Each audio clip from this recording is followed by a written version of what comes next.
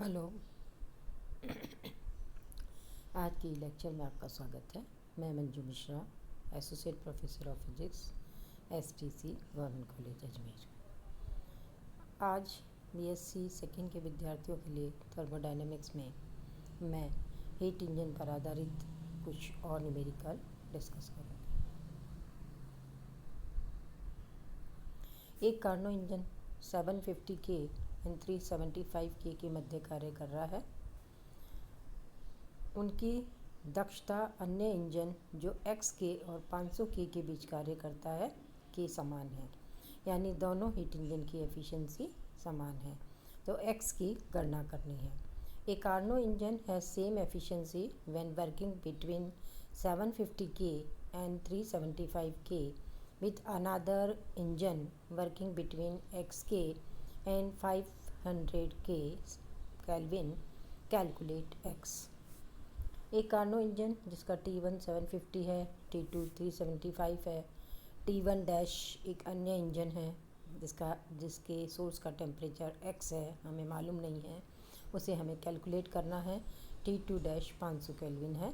दोनों इंजन की दक्षता समान है, तो दोनों के फॉर्मूले एफिशिएंसी के फॉर्मूले लिखकर हमें इक्वेट करना है।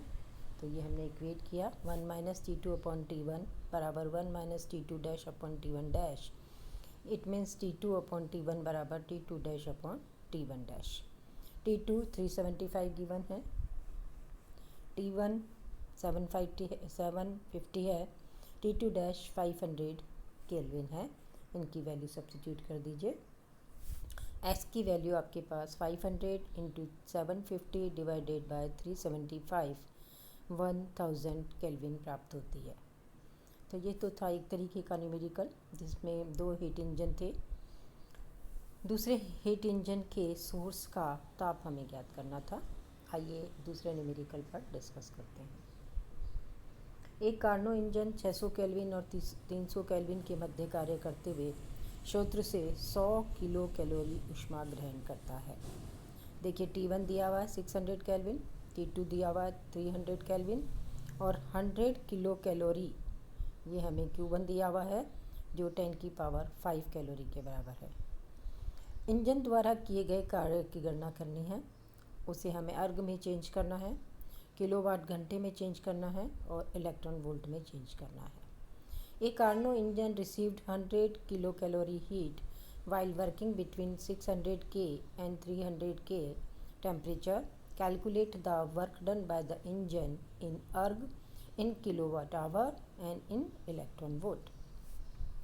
Given T1 बराबर 600 केल्विन, T2 बराबर 300 केल्विन एंड Q1 बराबर 10 की पावर 5 कैलोरीज। W बराबर T1 minus T2 upon T1 into Q1। इस सेकेंड के स्थान पर Q1 कर लीजिए, तो W बराबर 10 की पावर 5, 600 माइनस 300 डिवाइडेड बाय 600 यानी 5 इंटू 10 की पावर 4 कैलोरी।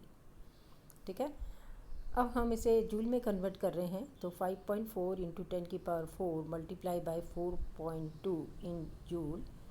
W बराबर इन जूल इज़ 2.1 इंटू 10 की पावर 5। ठीक है, तो कैलोरी में W निकालने के बाद आप इसे जूल में कन्वर्ट करके रख लीजिए। इसके बाद हम इसके तीनों पार्ट यानी इस जूल को अर्ग में, किलोवाट आवर में और तीसरा है हमारे पास इलेक्ट्रॉन वोल्ट में कन्वर्ट करेंगे। W बराबर 2.1 इंटू 10 की पावर 5 जूल, क्योंकि हम जानते हैं कि 1 जूल 10 की पावर 7 अर्ग के बराबर होता है। तो इस जूल को अर्ग में कन्वर्ट करने के लिए हमने 10 की पावर 7 से इसे मल्टीप्लाई किया, तो W की वैल्यू आई 2.1 इंटू 10 की पावर 12 अर्ग। इस न्यूमेरिकल का सेकंड पोर्शन, इसे हमने किलोवाट आवर में कन्वर्ट करना है। W बराबर 2.1 इंटू 10 की power 5 joule, 1 kilowatt hour 36 into 10 की पावर 5 जूल के बराबर होता है। तो हमें इसे 36 इंटू 10 की पावर 5 से डिवाइड करना है ताकि ये किलोवाट आवर में जूल कन्वर्ट हो जाए। तो W बराबर 0.058 किलोवाट आवर। इस न्यूमेरिकल का थर्ड और अंतिम पोर्शन, W 2.1 10 की पावर 5 जूल को हमें इलेक्ट्रॉन वोल्ट में कन्वर्ट करना है। एक इलेक्ट्रॉन वोल्ट से 1.6 इंटू 10⁻⁻19 जूल के बराबर होता है। तो हमें इसे 1.6 10⁻19 से डिवाइड करना पड़ेगा इलेक्ट्रॉन वोल्ट में कन्वर्ट करने के लिए। तो W बराबर 1.3 इंटू 10⁻24 इलेक्ट्रॉन वोल्ट। इस न्यूमेरिकल के तीनों पोर्शन कंप्लीट हुए। ये न्यूमेरिकल अक्सर यूनिवर्सिटी एग्ज़ाम में देखा गया है। एक दूसरे तरह का न्यूमेरिकल और कंसिडर करते हैं। किसी कार्नो इंजन की दक्षता 50% है, इसके सिंक का ताप 50 डिग्री सेंटीग्रेड घटाने पर दक्षता 10% बढ़ जाती है। कार्नो इंजन के सिंक का ताप ज्ञात कीजिए। The efficiency of a Carnot engine is 50% if the temperature of its sink is reduce to 50 degree centigrade. It efficiency increase by 10%. Calculate the temperature of the sink this Carnot engine. Sink का temperature T2 बराबर 1 minus नीटा T1 के बराबर है।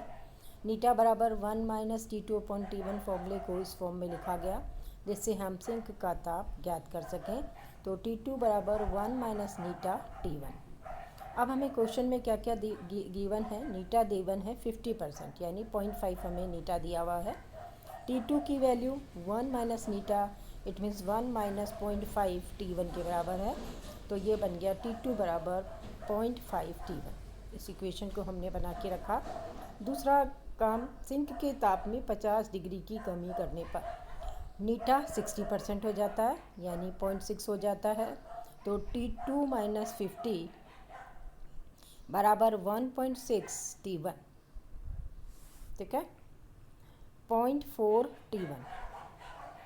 तो आपके पास ये relation बना। T2 में से 50 कम करा तो एफिशिएंसी आपकी 0.5 के स्थान पे 0.6 हो गई, और इसके साथ हमारे पास 0.4 T1 के रूप में T2 माइनस 50 आया। इक्वेशन 1 और 2 हमने बना के रखा है। अब इक्वेशन 1 में 2 को डिवाइड कर रहे हैं। तो T2 divided by T2 minus 50 is 0.5 upon 0.4, यानी 5/4। 5 T2 माइनस 50 बराबर 4 T2 एंड T2 बराबर 250 केल्विन। ये एक और अलग तरह, एक और थोड़ा डिफर सवाल क्वेश्चन था। एक और न्यूमेरिकल पे हम डिस्कस करेंगे। एक कार्नो इंजन T1 केल्विन और T2 केल्विन के मध्य कार्य कर रहा है। हमें सिद्ध करना है कि इसकी दक्षता बढ़ाने के लिए सोर्स के टेम्परेचर को बढ़ाने की अपेक्षा सिंक के ताप को समान मान से घटाना अधिक प्रभावी होगा। T1 केल्विन और T2 केल्विन के मध्य कार्य करने वाले हीट इंजन की एफिशिएंसी नीटा बराबर 1 माइनस T2 अपॉन T1। यदि दक्षता बढ़ाने के लिए सोर्स के ताप T1 को डेल्टा T से बढ़ाया जाता है तो रिजल्टेंट एफिशिएंसी नीटा डैश बराबर 1 minus T2 upon T1 plus delta T। T1 को हमने डेल्टा T से बढ़ाया है तो एफिशिएंसी नीटा डैश हो गई है। तो नीटा डैश बराबर एलसीएम ले लिया गया, T1 plus delta T minus T2 divided by T1 plus delta T। अब इसी क्वेश्चन में जो सेकंड पार्ट है कि हमें हीट इंजन के सोर्स के टेम्परेचर को डेल्टा T से कम करना है। तो सिंक के ताप T2 को डेल्टा T से घटाने पर परिणामी एफिशिएंसी नीटा डैश हो जाती है। तो नीटा डबल डैश बराबर 1 minus T2 minus delta T divided by T1। Again LCM लिया गया, T1 minus T2 plus delta T divided by T1। Equation Neeta dash और नीटा डबल डैश को नीटा डैश से डिवाइड किया गया। ऊपर का न्यूमरल पोर्शन, ऊपर की जो टर्म है आपकी न्यूमरेटर दोनों में सेम आ रहा है। तो रिजल्टेंट आपके पास आ रहा है T1 plus delta T upon T1। Neeta double dash upon Neeta dash is greater than 1। It means Neeta double dash is greater than Neeta dash. क्या समझे इस स्टेटमेंट से आप? स्रोत के ताप को बढ़ाने की अपेक्षा सिंक के ताप को समान मान से घटाने पर अधिक दक्षता प्राप्त होगी। यहाँ एक कंसेप्ट छिपा हुआ था कि सिंक के टेम्परेचर को कम करना ज़्यादा इफ़ेक्टिव होता है समान मात्रा से।